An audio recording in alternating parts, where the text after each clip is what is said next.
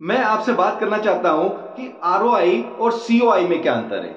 ROI वो होता है जिसमें रिटर्न ऑफ इन्वेस्टमेंट हो, एग्जांपल देता हूं, और सीओआई वो होता है कॉस्ट ऑफ एक्शंस। आरओआई का मतलब होता है कि अगर आपने किसी भी प्रोडक्ट के ऊपर, किसी भी चीज के ऊपर या अपनी लाइफ के ऊपर आपने पैसा लगाया है, सपोज आप कॉलेज स्टूडेंट्स हैं और आपने अपना पैसा अपनी डिग्री के लेने के लिए लगाया, तो आपका रिटर्न ऑफ इन्वेस्टमेंट आपको जॉब मिलेगा। ये सा सोच के आपने पूरा पैसा लगाया। लेकिन एक चीज मैं आपको ये कहना चाहता हूं कि रिटर्न ऑफ इन्वेस्टमेंट कैसे आपको मिलेगा। रिटर्न ऑफ इन्वेस्टमेंट की क्या श्योरिटी है कि आपको इन्वेस्टमेंट मिलेगा ही। मुझे नहीं लगता कि बराबर जो आप सोच रहे हो कि आपको वैसा ही रिटर्न आपको मिलेगा।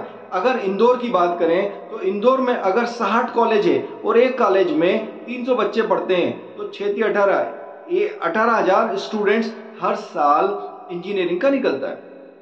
क्या सारे 18,000 स्टूडेंट्स को जॉब मिलेगी? क्या श्योरिटी है? क्या उन्होंने 5 लाख रुपए की फीस 5 साल के लिए दी और उसका रिटर्न उनको मिला? मैं नहीं समझता हूं कि उनको उसका रिटर्न मिलने वाला है, क्योंकि स्कूल कॉलेज से बच्चे निकलते हैं और हर किसी को वो रिटर्न नहीं मिलता है। उसमें से मोटा मोटा 10% लोगों को भी जॉब लग जाए तो ये बहुत बड़ी बात हो सकती है, क्योंकि रिटर्न ऑफ इन्वेस्टमेंट वहां पे बहुत कम है। अब आता है COI, cost of actions. Cost of actions वो होती है कि अगर आप किसी काम को कर रहे हो, that is your present actions, आप उस काम को इमीडिएट रिटर्न मिलने के चांसेस ज्यादा होते हैं, क्योंकि आप प्रोडक्टिव काम कर रहे हो।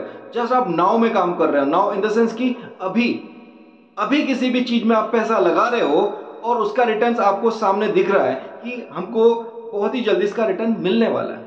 सपोज आप कोई प्रोडक्ट सेल कर रहे हो, आपने एक प्रोडक्ट खरीदा तो आपने कॉस्ट ऑफ एक्शन उस पर लगाया, यानी कि उस प्रोडक्ट को सेल करने के लिए आपने पूरी एनर्जी लगाई, तो आपको उसके रिटर्न सामने दिखेंगे। या तो प्रोडक्ट बिकेगा या प्रोडक्ट नहीं बिकेगा। दोनों कंडीशंस में सामने आपको आपके रिटर्न्स दिखेंगे। यहां पे रिटर्न ऑफ इन्वेस्टमेंट बाद में आएगा, जब आप कंटिन्यूअसली पूरे महीने रोज एक एक प्रोडक्ट बेच पाएंगे तो आपको रिटर्न ऑफ इन्वेस्टमेंट सामने दिखेगा।